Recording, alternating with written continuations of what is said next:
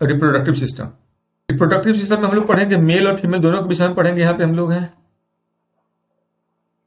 Female reproductive system के पढ़ेंगे। अब रिप्रोडक्शन शब्द का अर्थ पहले क्या होता है? रिप्रोडक्शन शब्द का अर्थ होता है अपने जैसा पैदा करना। रिप्रोडक्शन में क्या है, दो तरह का होता है। ये आप लोग पढ़े होंगे, एसेक्सुअल और सेक्सुअल, अलैंगिक और लैंगिक। अलैंगिक में क्या होता है? अलैंगिक में का मतलब हुआ जिसमें केवल एक ही व्यक्ति शामिल हो।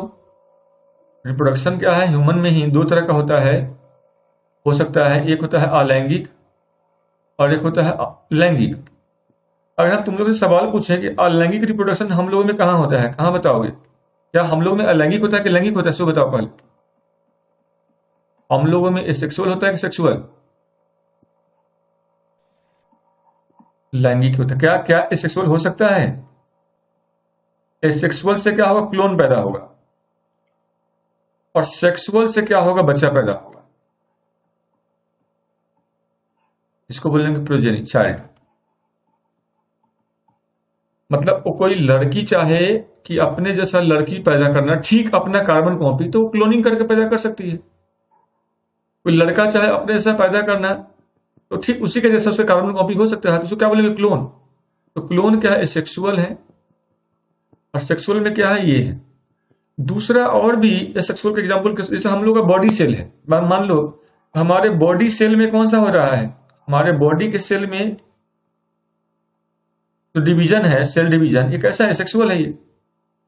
और हमारे सेक्स सेल में कौन सा हो रहा है, जो सेक्स सेल है, स्पर्म और एग।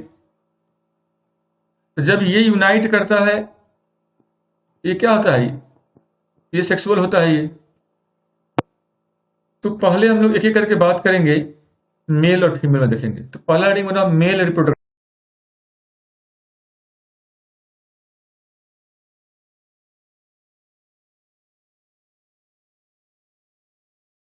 Male reproductive system.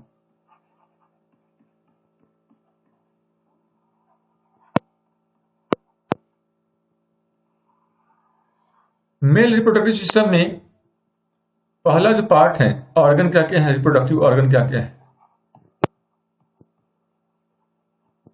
तो जो रिप्रोडक्टिव ऑर्गन है, जिसके साथ कोई बच्चा जन्म लेता है, उससे हम लोग क्या कहते हैं, प्राइमरी सेक्सुअल कैरेक्टर। ये क्या किस में आता है, ये कहलाता है प्राइमरी सेक्सुअल कैरेक्टर, प्राथमिक लैंगिक लक्षण।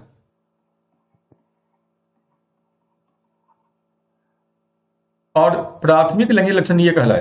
अब जब बच्चा 10 से 11 साल की उम्र में जाएगा, तब उसके शरीर में जो परिवर्तन होता है और जिन अंगों में वृद्धि विकास होता है, जिस तरह के परिवर्तन लड़के लड़की में होता है, उसको बोलते हैं सेकेंडरी सेक्सुअल कैरेक्टर। तो याद रखना, द्वितीयक लैंगिक लक्षण। रिप्रोडक्टिव ऑर्गन मेल में क्या क्या है, तो नंबर 1 है टेस्टिस, नंबर 2 हो गया seminiferous tubule, seminiferous tubule. Number 3 में आ गया यहां पे एपिडिडेमिस,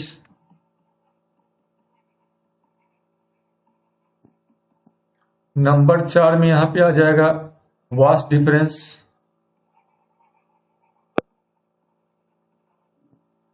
नंबर 5 में यहां पे आ जाएगा इजैकुलेटरी डक्ट,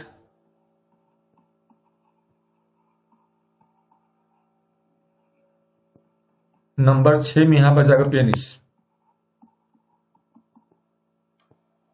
टेस्टिस को हिंदी में क्या बोलेंगे, वृषण। ये हो गया वृषण नली या शुक्राणु नली, शुक्राणु जनन नली।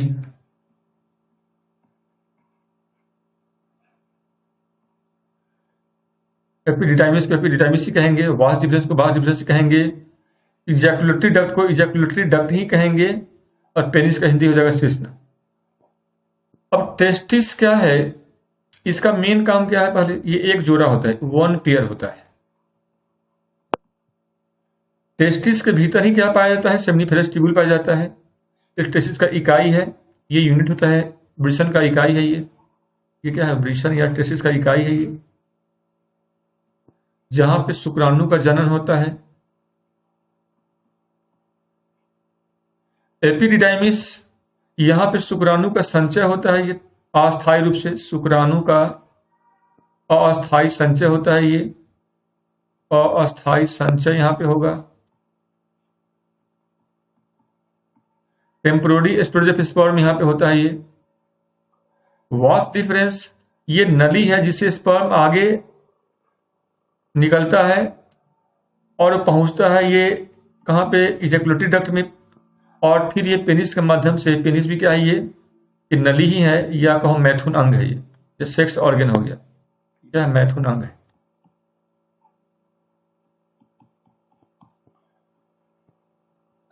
तो ये बेसिकली ये 6 अंग है मेल में। अब इसको हम लोग समझते हैं पहले। मेल का शरीर है ये मेल का शरीर है ये।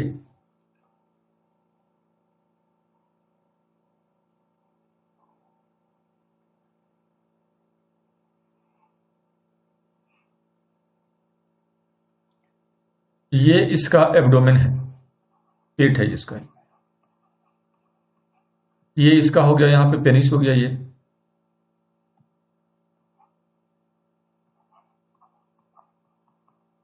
ये है उसका स्क्रोटम है, ये इसका पैर है। तो अब यहां पे स्क्रोटम को अगर हम बाहर निकालते हैं, इस स्क्रोटम को अंदर क्या होगा, यहां पे होगा टेस्टिस। ये क्या है, टेस्टिस है। स्क्रोटम से बाहर क्या निकालने लिए हम लोगों ने निकाले यहां से टेस्टिस, ये एक टेस्टिस को बाहर निकाले। अब जो टेस्टिस है, जो इसका कलर मैं चेंज कर दे रहा हूं थोड़ा सा, ये रेड वाला क्या है, ये टेस्टिस हो गया। हमने इसको बाहर निकाल लिया यहां।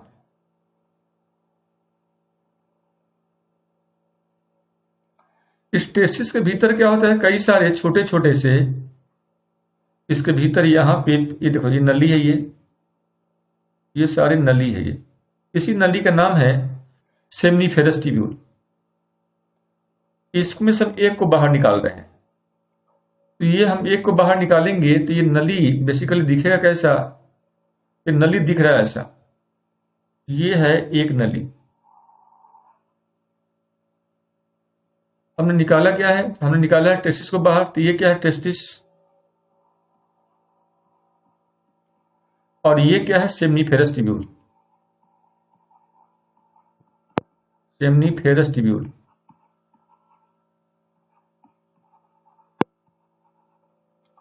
इस सेमनीफेरस ट्यूब्यूल के अंदर में क्या होता है, यहां पे सेल्स होगा, ऐसे यहां पे सेल्स होता है। इसमें कई तरह के सेल होते हैं, उन सेल को थोड़ा समझते हैं थोड़ा सा। इसमें कई तरह के अलग अलग कलर का सेल्स हैं। तो ये जो सेल है, ये सबके अलग अलग नाम भी होगा और सबके अलग अलग काम भी है। जो सेल अलग अलग कलर का मैं बताया हूं, सबके अलग अलग नाम भी, अलग अलग काम है। ये जो सेल सब है, ये सब कोशिका है। ये कोशिका का नाम है पीजीसी, इसको बोलते हैं पीजीसी। ये जो सेल्स है रेड वाला, इसको हमने यहां पर लिख दिया, ये है हमारा लीडिक सेल्स। ये है लीडिक सेल्स। और ये जो सेल है, ये सेल्स हैं, इसका नाम है सर्टोली सेल्स। ये क्या है, सर्टोली सेल। सेमनीफेरस ट्यूब्यूल क्या है, यह है टेस्टिस का इकाई, जैसा मैंने बताया था। शुक्राणु का निर्माण यहीं पे होगा। ये क्या, शुक्राणु निर्माण स्थल है। ये शुक्राणु का निर्माण यहां पे। शुक्राणु का निर्माण जिस क्रिया के द्वारा होता है उसे हम लोग क्या बोलते हैं, स्पर्मेटोजेनेसिस या शुक्राणु जनन कहते हैं। इसको प्रोसेस को क्या कहते हैं, शुक्राणु जनन कहते हैं। शुक्राणु जनन कहते हैं, स्पर्मेटोजेनेसिस कहते हैं इसको।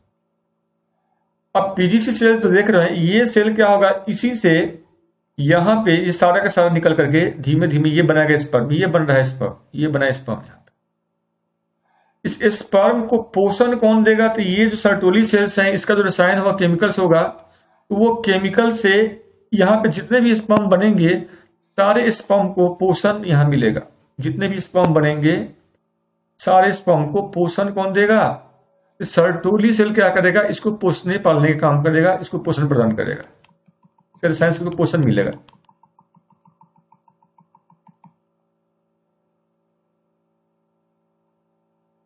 और लीडिंग सेल क्या है, इससे क्या निकलता है, तो ये निकलता है टेस्टोस्टेरोन हार्मोन को, इससे निकलता है टेस्टोस्टेरोन हार्मोन, जिससे उत्तेजना पैदा हुआ। तो टेस्टोस्टेरोन हार्मोन क्या करता है, ये उत्तेजना पैदा करेगा। पीजीसी सेल क्या करेगा, स्पर्म का बनना शुरू करेगा, और सर्टोली सेल क्या करेगा, पोषण प्रदान करेगा। अब पोषण के बाद क्या होगा, स्पर्म तो बन गया यहां पे, बनने के बाद ये यहां पे जो टेस्टिस देख रहे थे, अगर इस डायग्राम को थोड़ा आगे ले जाएं यहां पे, तो याद रखना कि ये है अगर टेस्टिस, यहां पे अंदर में कौन सा सेल्स हैं, तो सारे के सारे सेल हैं यहां पे। मैंने कहा ये है हमारा सेमनीफेरस ट्यूब्यूल्स, और सेमनीफेरस ट्यूब्यूल अंदर में क्या है, एक जाली सा स्ट्रक्चर से अटैच है। यहां पे एक जाली सा स्ट्रक्चर है, ऐसे सबसे सारा का सारा ही अटैच है, ये ऐसे जाली है।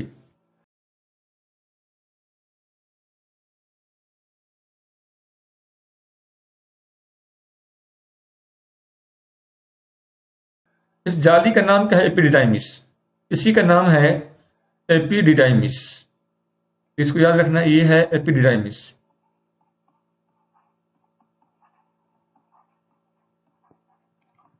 जहां जिसके भीतर ये जो शुक्राणु जो बना है सेमनीफेरस ट्यूब्यूल्स में, तो ऐसे तो एक में बना, ये ऐसे सारे में बनेगा, 1 2 3 4 5 जो जितने भी हैं इसके अंदर सब में बनेगा ये स्पर्म।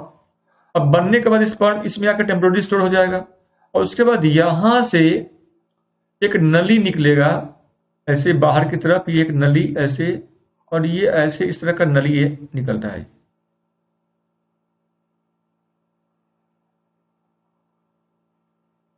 ये ट्यूब ऐसे आगे बढ़ रहा है,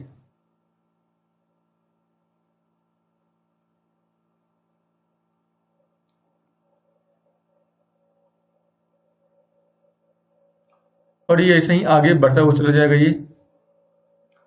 अब इस नली में क्या हो रहा है, यहां पे देखोगे कि इसका नाम है वास डिफरेंस, इस नली का नाम क्या है, वास डिफरेंस, ये है वास डिफरेंस। स्पर्म बना एपिडिडाइमिस में क्यों आया है, टेम्पोररी स्टोरेज होने के लिए, यहां पे टेम्पोररी स्टोरेज होगा, टीएस में लिख देता हूं, टेम्पोररी स्टोरेज। और यहां पे स्पर्म यहां से निकल करके सारा का सारा क्या होगा, स्पर्म ये आ गया इसके अंदर वास डिफरेंस में, और ये स्पर्म चल पड़ा आगे की तरफ, यहां से बनने के बाद ये आगे की तरफ चल पड़ा। जब आगे जाएगा ये, तो यहां पे क्या होगा, एक ग्लैंड है उसका नाम है सेमाइनल वेसिस, तो यहां पे एक ग्लैंड सेमाइनल वेसिस ज्वाइन करेगा इसको, सेमाइनल वेसिस से ये इसको ज्वाइन करेगा, इस ग्लैंड से केमिकल निकलेगा, इस ग्लैंड में रसायन बनेगा, ये केमिकल यहां पे निकल आएगा, और आगे का रास्ता में ये पैसेज है, ये इसको एक चिकनाई प्रदान करेगा ताकि आगे की तरफ स्पर्म बढ़ सके इस माध्यम में, और स्पर्म को बढ़ने में कोई दिक्कत ना हो।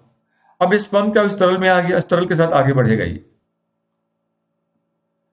जब ये थोड़ा और आगे बढ़ेगा, तो यहां पे हमारा, यहां पे देखोगे तो आ गया ये, एक तरफ से आ रहा है ये यूरेथ्रा आ रहा है, ये क्या यूरेथ्रा है, ये यूरिनरी ब्लैडर है, ये यूरिनरी ब्लैडर है ये, और ये हमारा किडनी है, ये हमारा किडनी है, ये किडनी हो गया। किडनी से यूरिन बन के यहां पे आता है, यहां पे यूरिन है ये, और ये यूरिन क्या होगा, नीचे की तरफ यहां पे आ गया, इसमें खुलता है आकर। इसी जंक्शन पे जहां पे ये देख रहे थे, यहां पे एक ग्लैंड होगा, यहां पे एक ग्लैंड है, ये एक ग्लैंड है, इसका नाम है प्रोस्टेट ग्लैंड। ये क्या है, ये ग्लैंड है, इसका नाम है प्रोस्टेट ग्लैंड।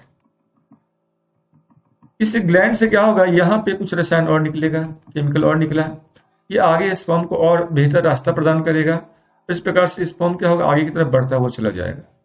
अब ये आगे की तरफ बढ़ता हुआ जा रहा है, जब थोड़ा और आगे बढ़ेगा, यहाँ पे एक और ग्लैंड है, उसका नाम है उस ग्रंथि का, और वो है बेसिकली बल्बो यूरेथ्रल ग्लैंड। ये है बल्बो यूरेथ्रल ग्लैंड, ये ग्लैंड है ये।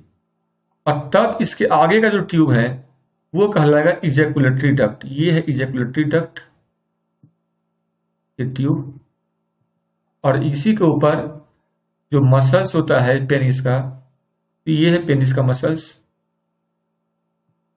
ये है पेनिस का मसल्स, ये हो गया मेल का पेनिस।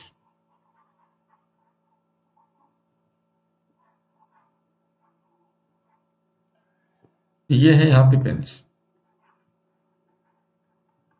ये है बल्ब, कौन सा ग्लैंड है? तो ये है bulbo urethral gland, bulbo urethral gland, जिसे हम लोग कॉपर ग्लैंड भी कहते हैं, यूरेथ्रल ग्लैंड।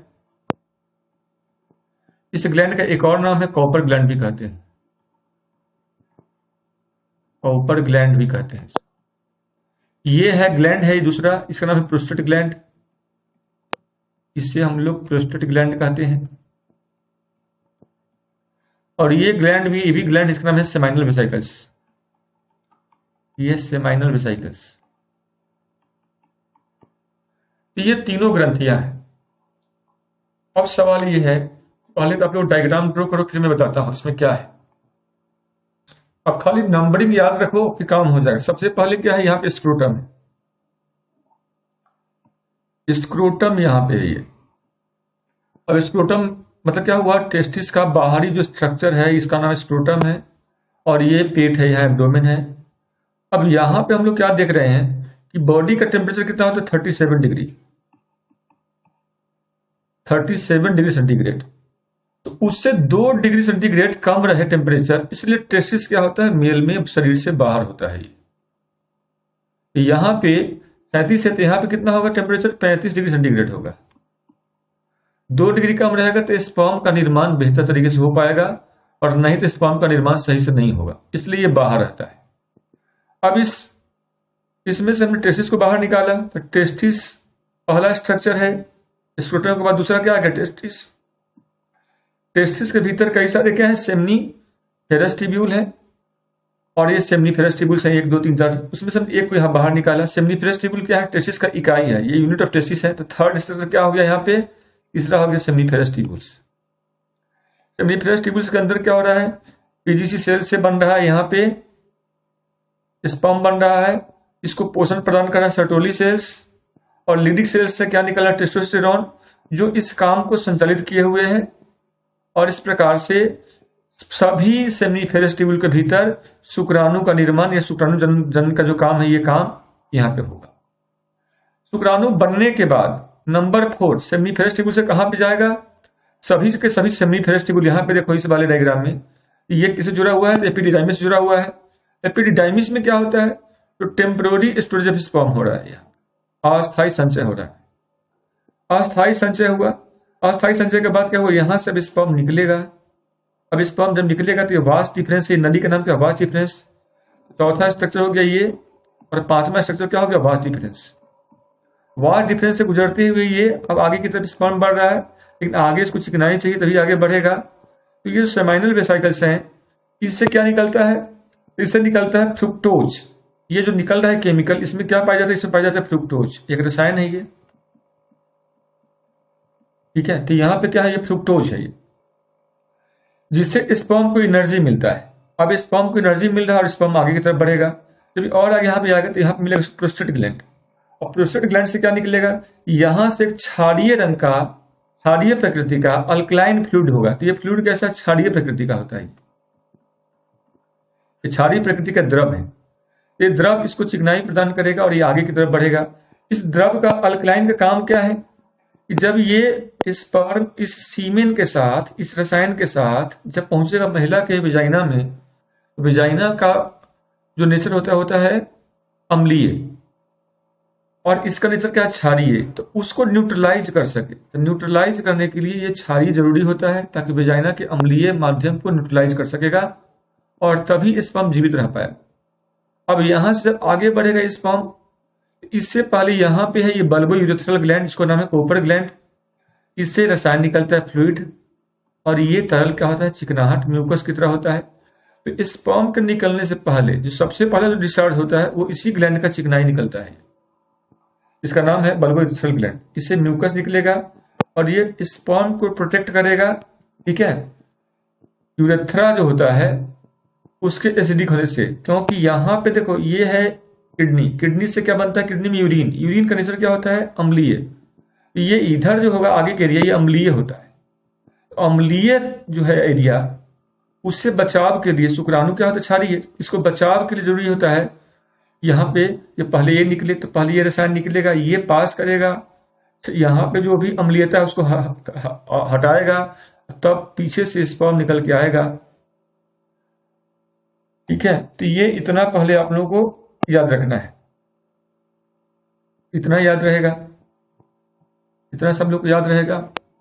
तो यही स्टेप है जो पूरे हमारे इसमें होता है। और लास्ट में यहाँ पे है कि पेनिस, तो पेनिस का काम कुछ नहीं है, पेनिस एक अंग है मैथुन के लिए जो फीमेल के शरीर में शुक्राणु को पहुंचाने का काम करता है।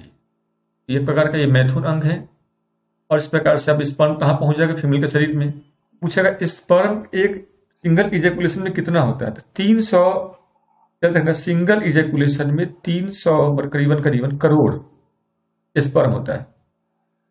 300 नहीं, 3, हाँ कह सकते हो, करीबन 30 करोड़ का लो, 30 मिलियन, तो 30 मिलियन मतलब 300 लाख, 10, 1 करोड़, 2 करोड़, 3 करोड़ का लो, 3 करोड़ स्पर्म निकलता है। ये 3 करोड़ स्पर्म निकलेगा, लगभग 30 मिलियन स्पर्म निकलता है सिंगल एजुकेशन। अब 3 करोड़ स्पर्म निकलेगा, स्पर्म का नेचर क्या है, तो ये क्षारीय प्रकृति का होता है, अम्लीय नहीं होता, इस बात को याद रखना। ये क्षारीय प्रकृति का होता है। इसमें कौन सा शुगर पाया जाता है, तो फ्रुक्टोज शुगर पाया जाता है। स्पर्म जिस माध्यम में जा रहा है, इस माध्यम का नाम क्या है, इसको बोलते हैं सीमेन। सीमेन के अंदर स्पर्म सेल क्या है, ट्रेवल करता है ये। और सबसे पहला फ्लूइड जो पेनिस से निकलता है बाहर, उसका नाम क्या है, का म्यूकस होता है जो चिकनाई प्रदान करता है, और इस इजैकुलेटरी डक्ट के भीतर के अम्लीयता को हटाता है ताकि शुक्राणु का मृत्यु न हो। मेल के शरीर के भीतर, मेल के शरीर में स्पर्म का आयु कितना होता है, तो आयु इसका होता है लगभग 48 आवर, 2 दिन का आयु होता है। मेल के शरीर में शुक्राणु का आयु कितना होता है, 48 आवर का, 48 घंटे का होगा। ये याद रखो इन सब बातों को। अब इसमें किसी को कोई सवाल पूछना है, सवाल पूछ सकते हो पहले आप। यहां तक में कोई सवाल पूछना है, सवाल पूछ सकते हो आप लोग।